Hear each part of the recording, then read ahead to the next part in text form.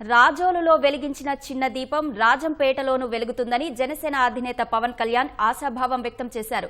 నేర చరిత్ర కలిగిన వారు రాజకీయాలు చేస్తే రాష్ట్రం నాశనం అవుతుందని, అలాంటి నేరగాళ్లను తరిమేద్దామని పిలుపునిచ్చారు. వైకాపా విముక్త రాష్ట్రమే లక్ష్యమని, గోదావరి జిల్లాలో ఆ పార్టీకి ఒక్క సీటు కూడా రానివ్వమని అన్నారు.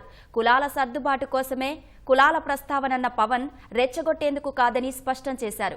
కోనసీమ జిల్లా రాజోలు నియోజకవర్గ నేతలతో సమావేశమై వివిధ అంశాలపై చర్చించారు. ఒక కులాన్ని ఆధారం చేసుకుంటే రాజకీయం చేయలేం, కానీ కుల ప్రాతిపాదిక రాజకీయం చేస్తే ఇప్పుడు వైసీపీ చేసిన రాజకీయం అవుతుంది. అందువల్ల రాష్ట్రం ఇంత అతలాకుతలం, ఇంత అస్తవ్యస్తం అయిపోయింది. మన 23లో మనకి క్రియాశీలక సభ్యత్వం చేస్తున్నప్పుడు 10,274 ఒక నియోజకవర్గానికి రాగలిగాం. అది మనం సాధించాం. ఇది ఎప్పుడు గెలుపులతో కాదు, గెలిచి కాదు, ఓడిపోయిన తర్వాత. గెలిచిన ఒక్క సీటు కూడా ఎమ్మెల్యే వెళ్ళిపోయిన తర్వాత. ఇది ఏం చూపిస్తుంది అంటే ఒక భావజాలం బలంగా వేళ్ళూనుకుంటుందని దీనికి అర్థం. దీనికి ఒక పార్టీ నిలదొక్కుకోవట్లేదు అంటే గెలవలేకపోవచ్చేమో కానీ అది బలంగా దానికి సింపథైజర్స్ పెరుగుతున్నారంటే ఆ భావానికి ఆకర్షితులు అవుతున్నారు, దీనికోసం నిలబడే వాళ్ళు ఉన్నారని అర్థం. దానికి జనసేన మొత్తం సంపూర్ణంగా అందరూ ఓడిపోతే ఇంక ఈ చీకటి మనకి చీకటిగా అలుముకుంటే ఆ చీకట్లో రాజోలు తాలూకు విజయం చిన్న చిరుదీపం వెలిగించాం. ఈరోజు రాజోలులో వెలిగించిన దీపం రేపొద్దున కడపలోని రాజంపేట దాకా వెలిగిస్తాం. పులివెందుల నుంచి ఇక్కడ దాకా దౌర్జన్యం చేస్తుంటే మేము ఇక్కడి నుంచి అక్కడ దాకా వచ్చి సంస్కారం నేర్పిస్తాం జగన్మోహన్ రెడ్డి.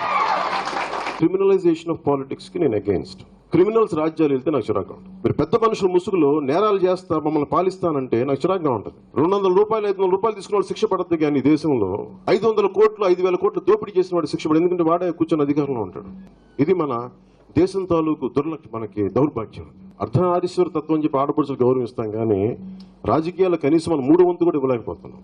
నేను చెప్పిందంటే 3వ వంతు మీరు ఉండాలి, ఆడపడుచులు ఉండాలి రాజకీయాలు.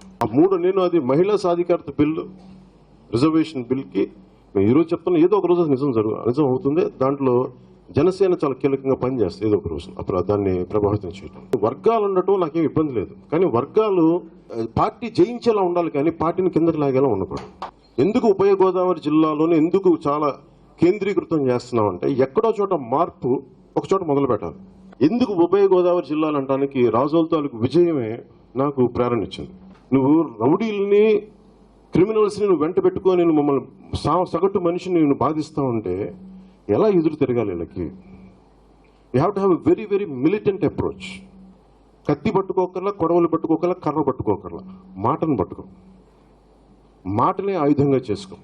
మిమ్మల్ని గొడవ పెట్టుకోమని చెప్పి నేను గొడవ పెట్టుకుంటాను, మీ ప్రాణానికి నా ప్రాణం అర్థమేస్తాను. ఆంధ్రప్రదేశ్ వైసీపీ నుంచి విముక్తి చేయాలంటే ఆ విముక్తి ముందు ఉభయ గోదావరి జిల్లాను వైసీపీ నుంచి విముక్తి చేయాలి. ఇక్కడ జీరో. నా కోరిక, నా ఎయిమ్ వైసీపీ ఇక్కడ 34 స్థానాల్లో ఒక్క సీటు కూడా గెలవనివ్వకూడదు. నేను నీ హక్కుల్ని భంగం కలిగించినప్పుడే నువ్వు నన్ను అడుగు. అలాగే నువ్వు నా హక్కులు భంగం కలిగిస్తే నేను పోరాటం చేస్తా, గొంతిప్పుతా, ఎదురు తిరుగుతా, తిరగాలి.